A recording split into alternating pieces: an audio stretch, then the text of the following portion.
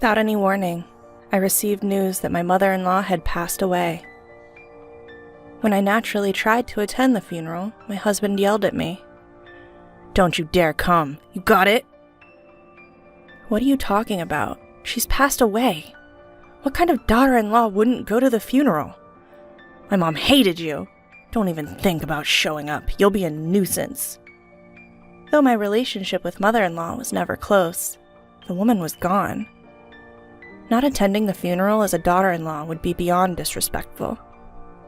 Ignoring my husband's words, I headed to the funeral hall, which was a bit far away. When I got there, I saw my husband leading the mourning rites. Wait, what's going on here? Whose funeral is this? What followed was a shocking truth that was hard to believe. My name is Sophia. I'm 30 years old. I've been married for 3 years and live with my husband, William. Things were great back then, but not anymore. I won't sugarcoat it, I'm not satisfied with my married life. The main problem lies with my husband. I became a housewife when we got married. That's because when he proposed, he asked me to quit my job and stay home. Since I was just an office worker with no particular passion for my job, I complied and quit. But that was a mistake. For the first year of marriage, everything was relatively fine. Things took a turn for the worse in our second year. I used to receive $1,000 a month for living expenses from my husband, but suddenly it was cut to $500. Look, William, making ends meet with just $500 is impossible. Why? I'm covering the rent. All you have to worry about is utilities and groceries, right? Even for basic household items, $500 isn't enough, especially when you factor in utilities and food. You're the one who's supposed to make it work, aren't you? You're living on my income. Figure it out. In the end, he wouldn't compromise, so I had no choice but to make do with $500. No matter how hard I tried, it was just not enough. My husband eats more than the average person, making it even harder. After a year of living off my savings, I watched the balance steadily decline since there was no income. Every time I checked the balance, the number kept getting smaller and smaller. Seeing this filled me with a bottomless sense of dread. What will happen to me when this account hits zero? $500 is just not enough, no matter how hard I try. William shows no signs of increasing the household budget. What am I to do? That's when I decided it was time to go back to work. Even if I can only work part-time, I should be able to make between $800 to $900 a month. That extra income would certainly make life easier. That night, when I approached my husband with the idea, he visibly recoiled. Work? You can't be serious. No way. Why not? This would give us more breathing room. If life is tough, it's because you're bad at budgeting. It's your fault. I've done all I can. Life is still hard. That's why I've been considering other options. Playing the victim, huh? You can live because of me. How dare you even say that? His dismissive tone fueled my growing rage. Before I knew it, I was letting him have it, louder than I'd ever imagined. Enough is enough! You're the one who wanted me to be a housewife. Since when does yelling solve anything? I just want you to understand. How can anyone make ends meet with just $500? Shut up! Stop blaming others! Think of something else, you loser! He spewed these words, shoved me aside, and stormed out of the living room. I fell to the floor, tears flowing uncontrollably. Why is this happening? All I wanted was a peaceful married life. I always felt the need to talk to someone about my worries, but my parents live far away and it's not easy to visit them. I couldn't keep silent anymore, so I initiated a discussion. On the other hand, my in-laws live only an hour away by car. However, my husband doesn't seem to get along with them, so we've had no contact since we got married.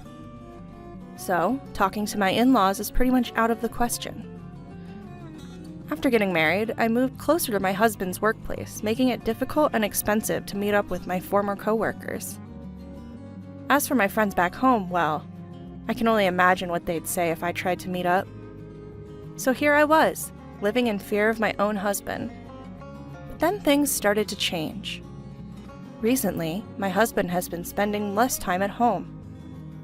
He started working late and going on business trips more often, which meant he was rarely home for dinner. If he's not eating at home, there's no need to stock up on a lot of groceries. This means I don't have to buy groceries in bulk, which helps me get by on the $500 he gives me each month. Also, I've started working from home and now make about $700 a month. I've started enjoying a more independent lifestyle, especially when he's not around. And it's been going on for about a year now. Recently, my husband has been too busy with work to come home much. But when he does, he treats me terribly and shouts insults. Lately, he hasn't even been giving me any money for living expenses. Then one day, something unexpected happened. When my husband came home from work, he seemed really rattled. Without missing a beat, he blurted out, "My mom is dead." "Wait, what? Are you joking?" I turned back to him and he yelled, "Why would I lie about something like this?" "But your mom was still young." "I'll go to the funeral the day after tomorrow, alone. You stay here." Caught off guard by his unexpected words, I couldn't help but blurt out, "What? What do you mean? Why would you go alone to your mother's funeral?" "She's my mom, so I should be the one to go. You don't need to come." "Wait a minute. That's ridiculous. She's my mother-in-law too, you know? That doesn't matter. I'm enough for my mom's funeral." "Are you serious?" I couldn't comprehend his rationale and my frustration was growing. Confused and puzzled, his impatience was obvious. "Just don't come to the funeral. Got it?" "What are you talking about? What kind of daughter-in-law doesn't attend her mother-in-law's funeral?" "Ugh, enough. Mom hated you, okay? Just don't show up at the funeral." "What? My mother-in-law hated me?" "Yes, exactly. So even if you did come to the funeral, my deceased mom wouldn't be happy." I can't believe this. My chest hurt sharply as the brutal truth was abruptly laid before me. Seeing me like this, my husband sighed in annoyance. "Enough already. If Mom hated you, Dad feels the same. Your presence would just make everyone uncomfortable." "Fine, I get it. Just stop." "You better, all right? Don't come to the funeral." Pressured by my husband, all I could do was nod. 2 days later, early in the morning, my husband busily got ready and quickly put on his morning clothes. When he went to the bathroom, I picked up his discarded pajamas. That's when I noticed his phone left open on the table. Looks like he was checking out the venue for today. The driving directions are up on the screen. It's about a 40-minute drive from home. Something felt off. Wait, something's not right. That direction isn't toward William's family home. It would take at least an hour and a half to get there from his parents' house. Wouldn't they usually choose a closer location? Why go somewhere so far away? Caught up in these thoughts, my husband returned from setting his hair. I quickly left the scene, pajamas in hand, making sure he didn't notice I'd seen his phone. He said, "I'm leaving," and walked out the door. Still uneasy, I decided to attend my mother-in-law's funeral in morning clothes. When I arrived, I couldn't believe my eyes. Unfamiliar faces filled the family and staff seats. And there was my husband, giving a speech as the chief mourner. "Thank you all for gathering here today in honor of my wife." What is this? My wife, Riley, was... William was shedding tears, pretending to be a grieving husband. Normally, I'd confront him right away, but I couldn't break the solemn atmosphere. Just then, I overheard the conversation of some women sitting behind me. "Did you hear? The chief mourner is divorced." "Really? He seems so steady." "Yeah, his previous wife was a handful, you know. Apparently, she left him with a huge debt." "A debt? Ugh, that's troublesome." "Finally, she left the divorce papers and left. He met his current wife soon after. Even knowing she was sick and wouldn't live long, they got married because they were in love." "So it's a love story. Huh. Debt? Leaving?" I had never done any such thing. Anger boiled inside me as I realized the story had been twisted. I had to ask him again to make sure. Upon checking, I found that our divorce had been finalized. The date was about 6 months ago. My husband probably met his now sick wife soon after and married her. The reason he hardly came home was that he was living a newlywed life with her. Connecting the dots, my anger reached its peak. He had me removed from the family register and married another woman behind my back? Enough with the insults already, will you? This is it. I've had enough. Time for a reckoning. With revenge in mind, I hailed a taxi and headed straight for my mother-in-law's place, where I suspected she'd be.